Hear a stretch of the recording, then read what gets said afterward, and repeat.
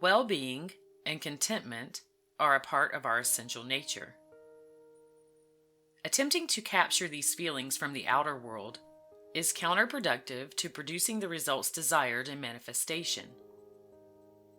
This is not because happiness is something that we can't have. It's because happiness is something that is already a part of who we are, and we can decide to be happy in any moment. When you are able to understand that there is nothing you need to change, be, do, or have in order to be happy, life delivers results in a very easygoing way. Many people spend a tremendous amount of time and energy chasing the things they want because they believe those things will make them happy. In this pursuit, there is often stress and strain experienced through the attempt to feel better because of these things. Simply put, we attribute feeling good with what we need to have in order to achieve more of feeling good. When we take our focus off of creating more things and put it towards uncovering our highest, deepest self, we discover that underneath the wanting and all of the thoughts about what's wrong with our life is something really quite wonderful. There are two types of happiness. Outer happiness. These are the things we identify with being happy. For example, a large home, the perfect relationship, a beautiful car, and so on. And inner happiness.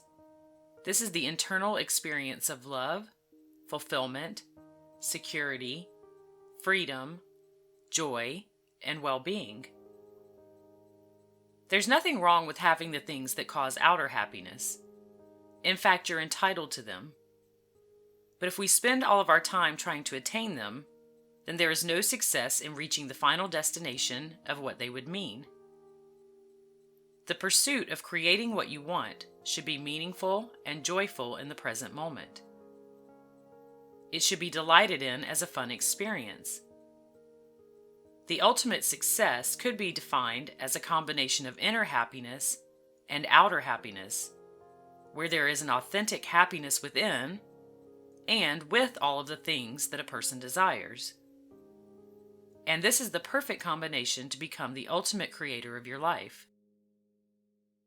The issue becomes that we are so used to attaching our joyful feelings with getting what we want and our unpleasant feelings with what is perceived as failure in the pursuit of what we want, that many never realize that happiness and manifestation are inherently linked.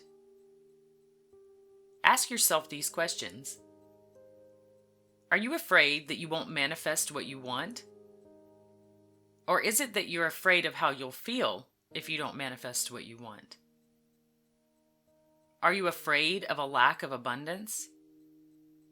Or is it that you're afraid of how you'll feel without abundance? Are you afraid of being without a partner? Or are you afraid of how it will feel to be without a partner? And the ultimate question, what would you want if you didn't have to be unhappy about not getting it? The only reason anyone is ever unhappy is because they think they should be.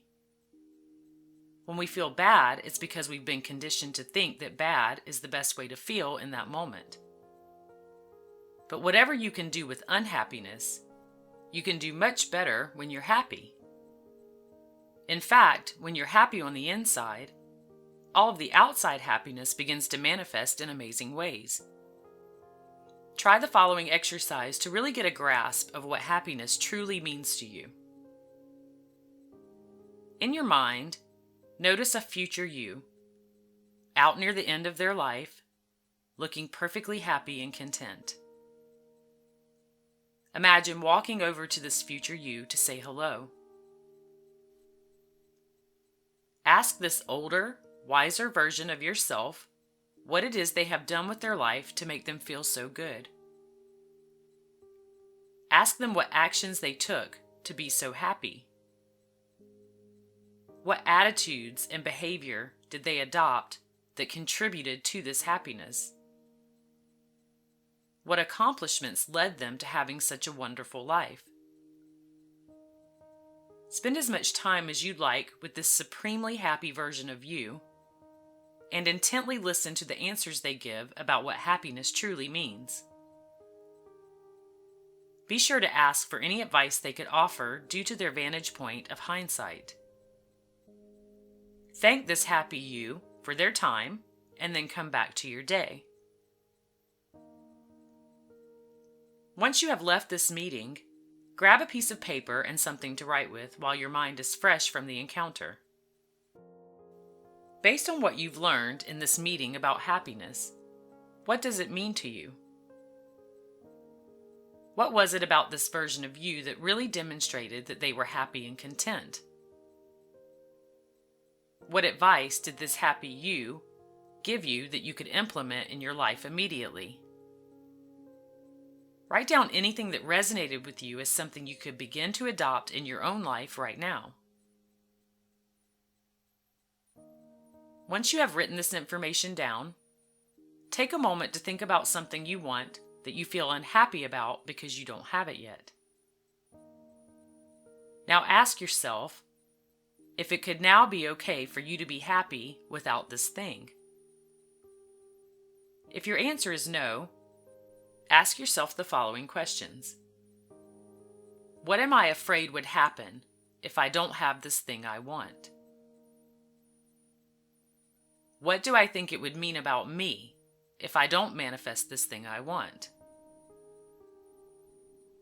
When you have your answers to these questions, use those answers to come up with the really good reason or reasons that you have for being unhappy about this. Are you unhappy because you don't have the thing you want? Or are you unhappy because you've been conditioned to be unhappy about not having the thing that you want? After you've answered these questions honestly, take a few moments to imagine feeling completely comfortable and peaceful without this manifestation.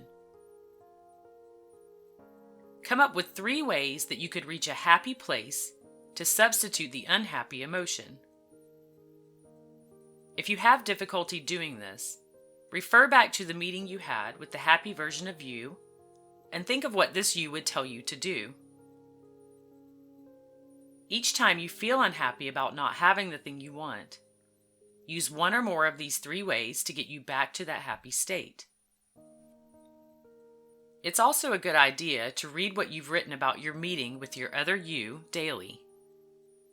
Or take the time to mentally revisit this you and get back to the experience of happiness. Because of the principle of the self-fulfilling prophecy, whatever we believe to be true will always continue to be true. Reality is what we believe it is. And when we tell ourselves that any of the things we want will make us happier, they will. That is, if or when they are attained. If we tell ourselves that we will be unhappy without the thing that we want to manifest, this also will be true for us. But when you begin to understand that capturing those happy feelings in the now moment is the quickest way to get to what you want, it changes everything. This allows you to let go of resistance because you're not wanting anymore. You're simply being with the feeling that you've been looking for all along anyway. All you have to do to attain this happiness is turn your attention from the outside in, because it's already a part of who you are. Otherwise, you wouldn't know to want that feeling in the first place.